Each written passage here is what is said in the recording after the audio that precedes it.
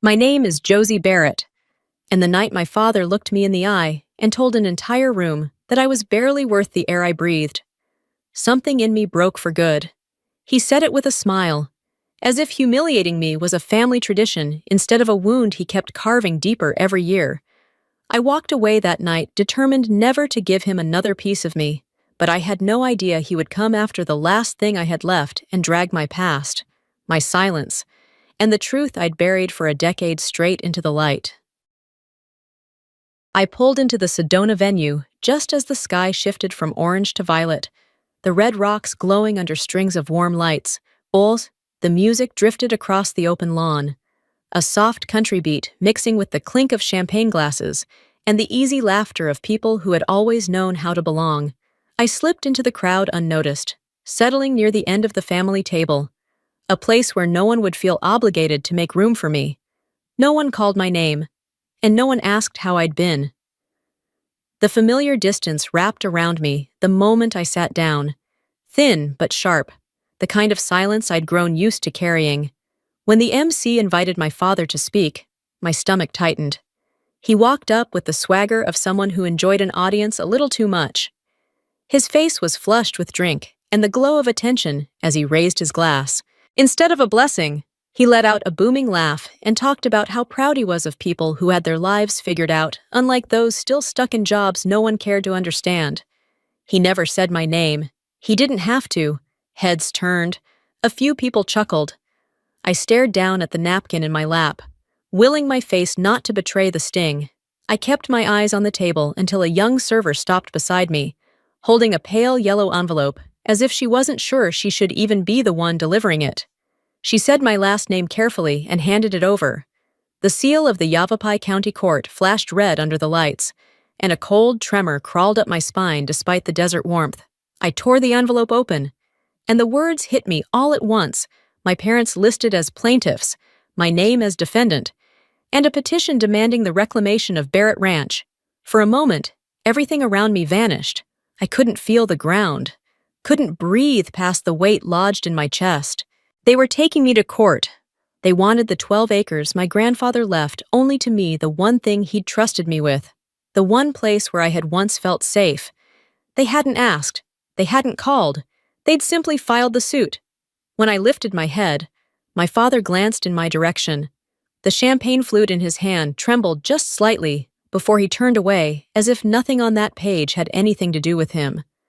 My cousin, glowing in white, caught my eye for a split second.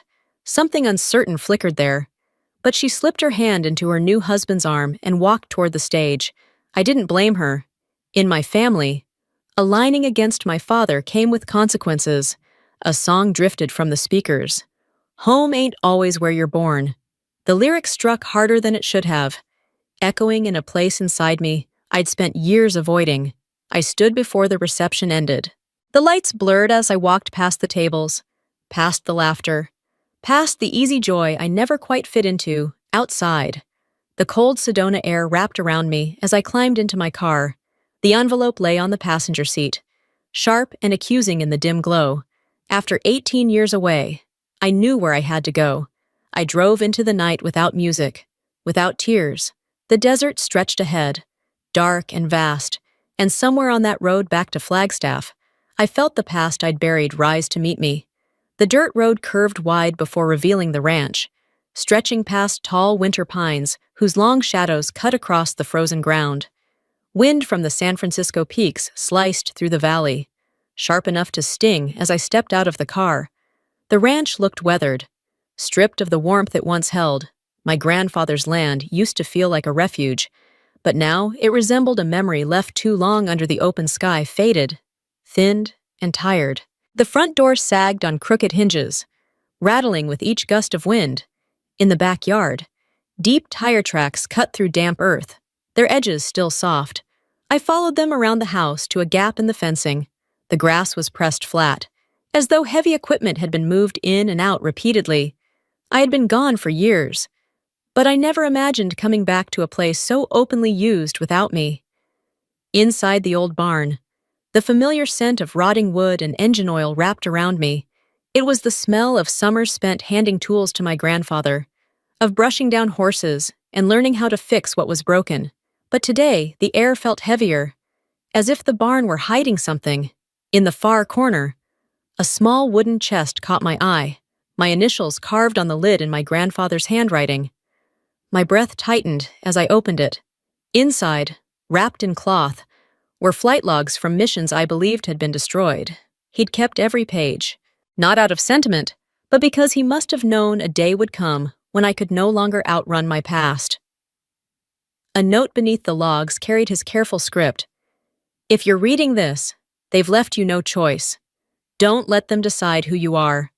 The words struck with such accuracy it made my lungs lock. Somehow, he had understood the battle long before I did. Outside the barn, fresh footprints marked the stalls larger than mine, too new to belong to him. Inside the house, 2 invoices pinned beneath a hammer bore my father's name, documenting years of land use. They had treated the ranch as if it were theirs long before taking me to court. It felt like stepping into a play that had been performed for years without me, a script everyone else knew, while I stood clueless in the wings. The next morning, I drove to Prescott through a sky so gray it felt hollow. The law office sat in a brick building overlooking a leaf-strewn street. Inside, degrees lined the walls while my attorney sifted through documents. When he finally looked up, his expression shifted. My family wasn't just contesting the land, they were accusing me of fabricating my service. The words sliced colder than the outside air. I never imagined they would go so far. He laid a photo on the desk, me in a hospital bed, wrapped in bandages, eyes vacant, a moment I had never wanted to see again. They were using it as evidence that I was lying. For a moment, the room narrowed around me. When he asked for my final rank, I could only say the truth I could bear to speak. I served, back at the ranch. My phone buzzed. A message appeared from someone who didn't need a name. They're dragging you through the mud. For the final hearing. Wear the uniform you earned. Truth only speaks when you show up to let it. 3 lines in the past I had buried clawed its way back. That night, alone in the quiet bedroom, I opened the steel cabinet. The uniform hung exactly as I had left it. When the light caught the silver insignia, something shifted in me, small, but undeniable. I reached into the pocket and found my old military ID. Edges melted from the crash, proof that White Canyon had shaped me in ways I had never spoken aloud. My throat tightened as memories of that night pressed through the sky, ripping apart, metal screaming, the cold biting into my skin as I dragged survivors out of the wreckage. The uniform felt heavier than I remembered, but my hands no longer trembled in fear, only recognition. Maybe it was time to let the truth speak, and this time, I wouldn't run from it. Courtroom 3 in Prescott felt older than anything else in the building, like time itself had settled into the cracked wooden panels and refused to leave. The yellow lights hummed faintly overhead, casting a dull glow over the benches. I walked in wearing a plain white shirt and dark blazer, trying to shrink into the background even as every head turned toward me. The uniform stayed at home. I wasn't ready for it, or for what it represented. The judge asked if the plaintiffs wished to speak. My father shot up before the sentence ended. His voice carried across the room, sharp and theatrical, describing how I had disappeared for 18 years, how I had never sent home $1, how I had no right to the land my grandfather left behind. He dragged out the words in a way meant to cut, meant to remind everyone he saw me as something unfinished, something lesser. My mother inhaled sharply beside him, but kept her eyes down. Then his attorney propped up a poster board, and my stomach dropped. It was me on a hospital bed, bandaged, pale, eyes empty. He claimed I had used this photo to fabricate a story about serving on a special mission, insisting it was merely a civilian accident. The courtroom buzzed with whispers. That picture had been the darkest moment of my life. Seeing it weaponized felt like being stripped bare in front of strangers. The judge asked for my final military rank. I handed him a document listing only my unit and said I had served. Nothing more. Not yet. My father smirked, as if my restraint confirmed everything he wanted the room to believe. But silence wasn't surrender, it was space. Space to breathe. Space to decide when and how the truth would surface. When the hearing adjourned, I stepped into the hallway, My father leaned in close enough that only I could hear him, telling me silence wouldn't save me. I didn't respond, but inside something shifted. He mistook quiet for weakness. He had no idea it was the ground I needed to stand back up. That night, Flagstaff's cold pressed through the windshield as I drove back to the ranch. The road blurred under the streetlights, each golden flash sliding across the dashboard. My heartbeat was uneven, too loud in the silence I clung to because it was the only thing left that felt familiar. Inside, I opened the box of flight logs my grandfather had left behind. A slip of paper fell out, Mission White Canyon, 2 survivors. The moment I read it, memory slammed into me. The black New Mexico sky, the helicopter bucking before it dropped, the storm swallowing our voices, my hands bleeding from cold as I dragged 2 men out of the wreckage, the others I couldn't save. That was the truth I never wanted exposed, not bravery, but guilt. I found the old commendation letter addressed to my grandfather, the one my father had hidden. He had known I wasn't lying. He had known everything, and still he accused me. Another envelope contained the honorary Major General appointment. The silver insignia inside caught the light, sharp and cold, like the night we crashed. My phone buzzed a message from the Department of Defense, offering verification for the next hearing. For the first time in years, I wasn't entirely alone. I looked in the bedroom mirror, seeing not defeat but exhaustion before a rise. If they wanted the truth judged, then the truth would have to walk in with me. I opened the steel cabinet and placed my hand on the uniform. A different battle was about to begin. Morning settled over the ranch in a pale gray veil, cold slipping through the windows and into the floorboards. The house felt unnervingly still, as if it were waiting for me to do what I had avoided for years. I stood before the steel cabinet I hadn't opened in a decade, the same cabinet where I had buried the version of myself I couldn't face. Today, the past wasn't knocking. It was demanding entry.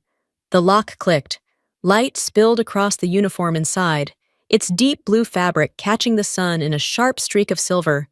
The insignia shimmered with everything I had earned, and everything I had lost. Beneath it lay a worn envelope in my grandfather's shaky handwriting. Inside was a photo from the day I enlisted, me standing by a helicopter, his hand steady on my shoulder. On the back, Josie, your path isn't meant for them to understand. It's meant for you to live. The truth struck hard. I reached into the pocket of the uniform and found my old military ID. Edges melted proof of White Canyon, and the pieces of myself I left there. My vision blurred as the crash replayed in my mind. My phone rang. Perry's name lit the screen. His voice was low, steady. He said the court deserved the truth, and he would fly in because he owed me his life. The past was no longer something I could outrun. I hung the uniform on the mirror, touched the insignia, and felt a quiet resolve settle through me. Tomorrow, I would wear it, not for them, for the truth. Snow drifted outside, the same kind that fell the night of the crash. In the bottom drawer, I found the lighter from my old teammate Stay Alive engraved on the side. As I slid my arms into the uniform, my hands trembled with recognition. Not fear. By morning, Prescott's courthouse steps were slick with frost. When I entered courtroom 3 in full uniform, conversations stopped. The judge rose to his feet. Gasps rippled through the room. My mother's hand flew to her mouth. My father went pale. My lawyer presented urgent documents from the Department of Defense White Canyon records, confirmation of lives saved, and the resolution of my honorary rank. The opposing attorney faltered. Then Perry entered, limping but strong, snow dusting his shoulders. He testified that he was alive because of me. The judge turned to my father, calling his accusations baseless and insulting to the military. One gavel strike declared the ranch mine. A woman in the back stood in emotion. My mother cried silently. My brother twisted his cap out of shape.